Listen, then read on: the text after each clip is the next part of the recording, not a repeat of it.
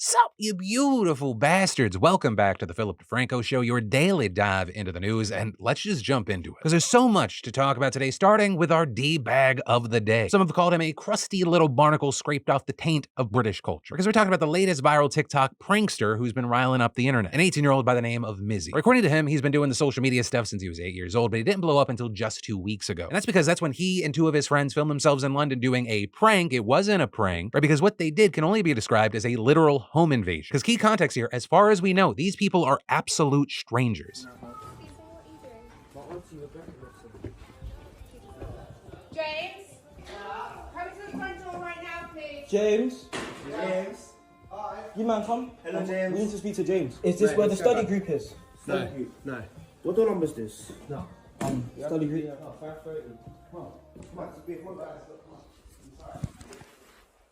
Wait, this is not where the study We group got is. kids, man. Oh, you got kids? Oh, sorry. Oh, I thought this was the study group. I actually thought. So naturally, people see this and they're fucking furious, with many calling it criminal, demanding that he be arrested, even some government MPs from both parties condemning this, asking social media companies to censor him. But also with this, turns out that's not the first time he just barged into someone's home. Right, in another video, he does the exact same thing, but instead of talking to them, he just walks around, kind of giggles like a little schoolgirl, and then runs out. Then in another of his famous pranks, he approaches an elderly woman just minding her own business at a park bench and steals her dog. You got a nice dog. She's lovely, she's family dog. Boom gang, whole lot of gangs. We outside.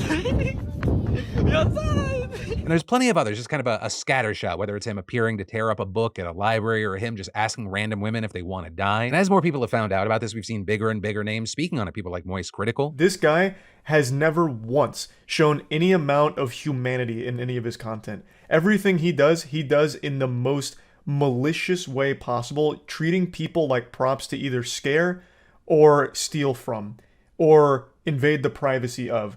He is the most unlikable prankster on the internet. With this, we've also seen people criticizing the police for not taking this guy seriously enough. And here, I'd say I'd absolutely agree, because it really feels like there's no end in sight for what he might do. Because when looking into this, I found that Mizzy's actually still doing this shit even after the Brits arrested him for a string of videos that he posted back in February, with him in those appearing to harass Orthodox Jewish people, in one video placing his hands on a man's shoulders and trying to leapfrog over him. And again, that's just one of those. Yet despite his arrest for those stunts, which many have called anti-Semitic, he was released without any charges. Except now, one of the big updates today is he has been arrested again, though this time presumably for his home invasion video, and both his TikTok and YouTube accounts have also been taken down. But with all this, we saw Mizzy defending himself, saying in an interview with The Independent, "I'm a black male doing these things, and that's why there's such an uproar on the internet." And look, while you have general scumbags like the Matt Walsh types trying to use this situation as like, oh look, another example of white people need to be scared of minorities. On the other hand, black people committing crimes against white people for sport is common. In fact, it's so common now that it's one of the fastest growing genres on social media. But the fact that he's black should have nothing to do with it. He's a scumbag doing scumbag things, thus he should be treated as one. That's it. And the unfortunate thing with him is he is just the latest example of the, I'd call it the death to decency. With even Mizzy himself saying he cares less about whether he's getting love or hate, that it's all about getting engagement, and quote, "It's the fact that people are talking that's important." With him also adding that controversy and outrage are the best ways to blow up on social media, and saying, again, his words, "I know exactly what I'm doing and the consequences of my actions." So with that, also trying to defend himself, saying that he apologized to the homeowners the day after breaking in. But with all that said, it's going to be interesting to see what all comes from this arrest and what comes with police involvement. Because honestly, outside of that, there's no reason to expect him to stop or change. When you have people that see any attention as the attention they crave, and when they find that you having a reaction, however justified and understandable, as a win for them, they will continue until something stops them. But for now, we're going to have to wait to see how things play out. And of course, with this, I want to pass a question off to you. What are your thoughts here? And then Texas's abortion law forced a woman to give birth to a stillborn baby, and now she's suing. In an interview with Rolling Stone, Kirsten Hogan said that she was 19 weeks pregnant when, just days after the ban went into effect, she woke up in excruciating pain and was rushed to the hospital. Hogan then saying that her water had broken, but once she had gotten to the hospital, she had lost too much amniotic fluid for the fetus to survive. But claiming the hospital staff didn't tell her that, and explaining, "They didn't tell me much about my son's chances of survival. But the one thing they did make clear repeatedly was that I should not leave. I was told that if I tried to discharge myself or seek care elsewhere, that I would be arrested for trying to kill my child. So of course I stayed." And she was kept at the hospital for 5 days, during which she said she was repeatedly visited by religious counselors even though she declined their care. She also said she was so scared to even go to the bathroom because she was worried she was going to go into premature labor and be arrested. And so on the 5th day, she eventually went into labor and gave birth to her stillborn son, with her then being discharged, told she could go back to work the next day as if nothing had happened. And the reason she's sharing and we're now hearing her story is that she and 7 other women have joined a lawsuit challenging Texas's abortion ban as well as 2 other overlapping bans, with the women in the suit alleging that they were denied access to abortions even though they were experiencing serious medical complications. Right, notably, all 3 bans specifically include exceptions for medical emergencies, but the language in the laws is incredibly vague, and with the overlap between the 3 bans, there's been a ton of confusion. And all this is the incredibly strict penalties the law set out have made many medical providers err on the side of caution rather than putting themselves at risk legally. And so as a result, the lawsuit asks that a judge clarify what constitutes a medical exception under the abortion bans, with his most recent filing also asking the judge to impose a temporary injunction to block the state's bans in cases of complications until the matter can be resolved. And then, in Guess Who's Apologizing Today news, let's talk about skincare brand Biore. And they're apologizing because of this TikTok campaign they did with influencer Cecily Max Brown, who's a recent graduate of Michigan State University, which saw a tragic school shooting on campus earlier this year. Thrown countless obstacles at me this year, from a school shooting to having no idea what life is going to look like after college.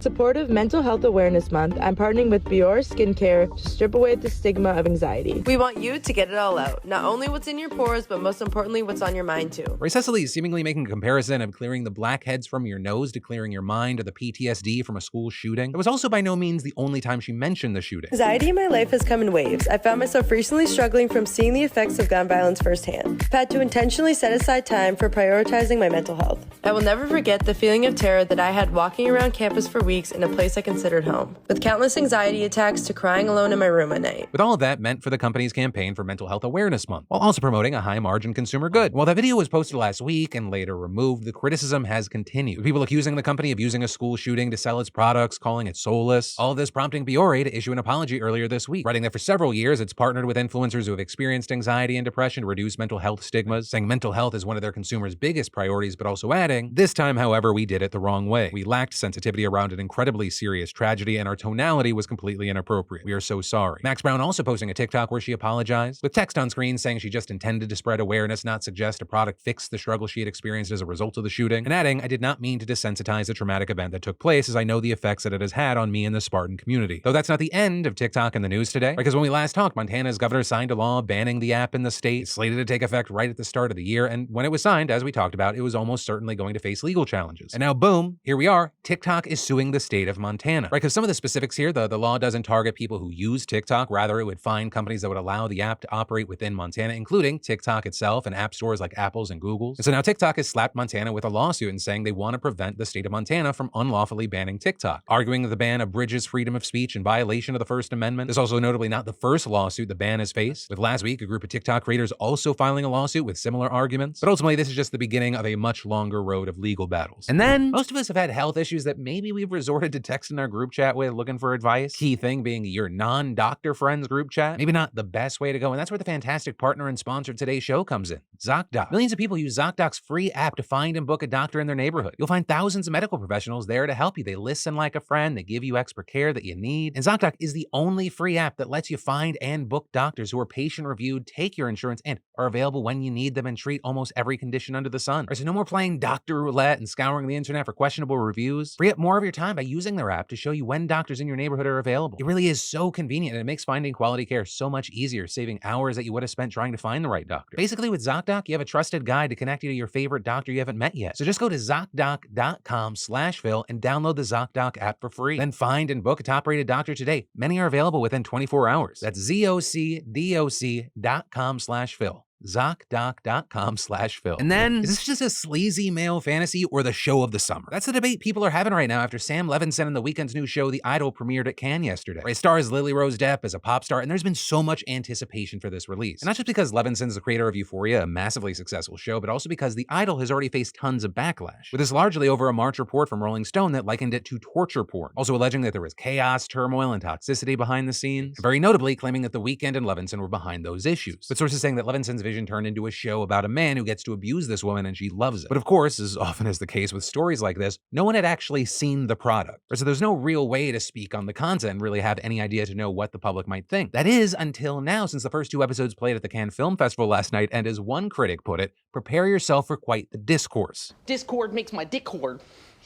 for some. And as far as specifics, according to Variety, in just those 2 episodes, audiences will see, quote, revenge porn photos of bodily fluids on Depp's face and masturbation with ice cubes. Additionally, the Daily Beast calling it a lazy and horrific depiction of rape culture, and Collider saying that it's a shallow attempt at shock value. The Hollywood Reporter saying it makes you wonder if in trying so hard to become transgressive, the show ultimately becomes regressive. We've also seen tons of people discussing how much nudity there is, and another critic calling it a Pornhub homepage odyssey, which is also why it's not surprising that on Rotten Tomatoes it has a critic score of 14%, though, of course, that can change as more people see it, and that'll be in addition to whatever the public reaction ratings are. But in general, we saw a lot of people going, okay, the reactions we're seeing now, it just really confirms the Rolling Stone report back then. But also for their part, while speaking to the press yesterday, the cast defended itself against the Rolling Stone report. It's always, you know, a little sad and disheartening to see mean, false things said about somebody that you really care about and that you know is not like that. And yeah, it wasn't reflective at all of my experience shooting the show. We also saw Sam Levinson kind of reveling in this controversy. We know that we're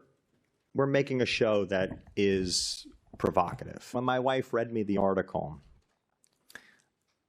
I looked at her and I just said, I think we're about to have the biggest show of the summer. Levinson also saying the specifics of the Rolling Stone report were completely foreign to him. And so with all that, we've seen 2 drastically different reactions. Right? We have the side that are very excited to watch this. And there's a whole range of people there, right? Some people that are just fans of the creators, some who want what appears to be a Cinemax show, but also people that just want to be able to judge it for themselves. But also on the other side, you have people saying, can we, the internet, please take this as our cue to not make The Idol the biggest show of the summer? And adding Sam Levinson is seemingly proud that his series glorifies the exploitation of women, and it would be clench his fist so cool if we didn't validate that by hate watching it. But for now, we'll ultimately have to wait to see how all this plays out. I will say, I do not doubt that the premiere is probably going to get crazy numbers. I think especially when you have some big names attached, people are going to at least want to check it out. But then after that first episode or 2, that's when I think the numbers get really interesting. Does it hook people for whatever reason? Or is this shock value and then that's it and there's not much substance? So we'll see how it plays out. And then there's been a horrible crisis that's been happening in plain sight that much of the media has been too scared to talk about. It's enough to make you go, Mamma Mia! Because the price of pasta right now is through the roof. In just the last 2 months, it's gone up dramatically, rising 17.5% in March and 16.5% in April. And the sudden spike has led to some groups calling for a pasta strike of at least 15 days to drop consumption and bring down the price. Something that hasn't been done since 2007, which I get it. For a lot of people, this seems like a joke. But, you know, it's a staple food in Italy, and it's like when eggs and milk skyrocketed here in the States. Where people were understandably upset. They felt like it was a sign that the economy was failing, even if there were other factors that explain the price surges. But in Italy, this is being taken very serious right now, with this pasta crisis even leading the government to call a meeting 2 weeks ago with industry leaders about how to address this issue. However, little came from that after some called for a pasta price cap to be placed. Though there is some light at the end of the tunnel now, with reportedly the sudden price hike being because current pasta stocks were made months ago when the price of raw goods like wheat was much higher because of things like the war in Ukraine. And since those high supplies of normalized and raw goods have gone down in price, with it expected that the price for pasta is going to follow. And there, the Ministry of Business is saying that the survey of prices are already showing the first, albeit weak, signs of a drop in prices, a sign that in the coming months the cost could drop significantly. So Italians, do not worry, this is being handled. There's not a single stunat on this issue, and very soon you'll be able to make some cacio e pepe in peace. I'm the least Italian ever.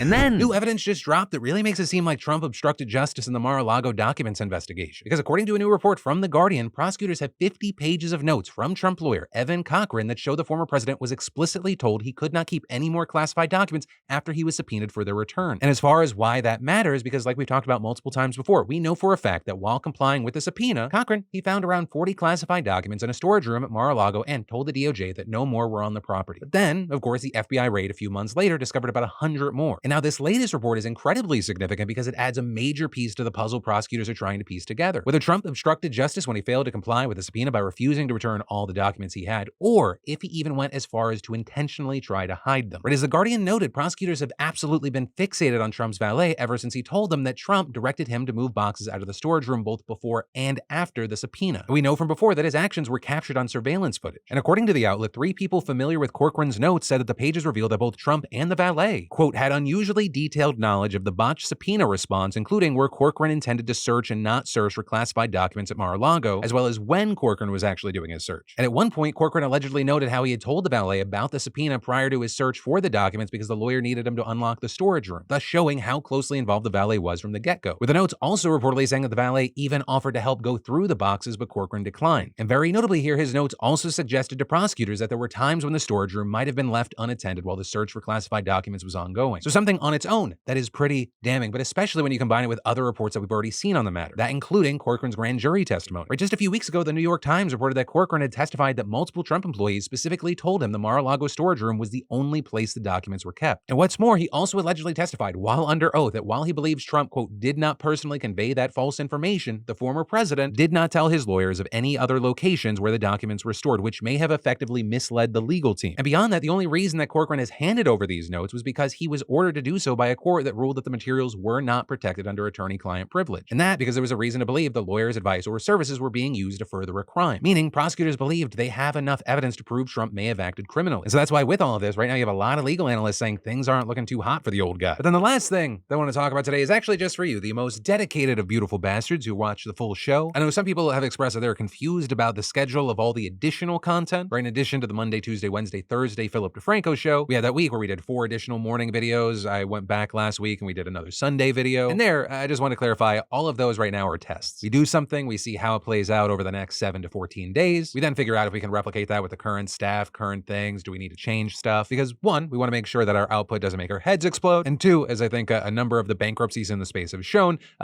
growing with the expectation that everything is going to succeed is not a guarantee of success. But I will say, based off of the early data, I'm more and more inclined to making morning videos a more common thing. That is not in stone yet. And hey, if you appreciated this insight at the end, let me know in those comments, because otherwise I'm speaking into the void. But with that said, thank you for watching this Tuesday Philip DeFranco show. My name's Philip DeFranco. You've just been filled in. I love yo faces, and I'll see you tomorrow.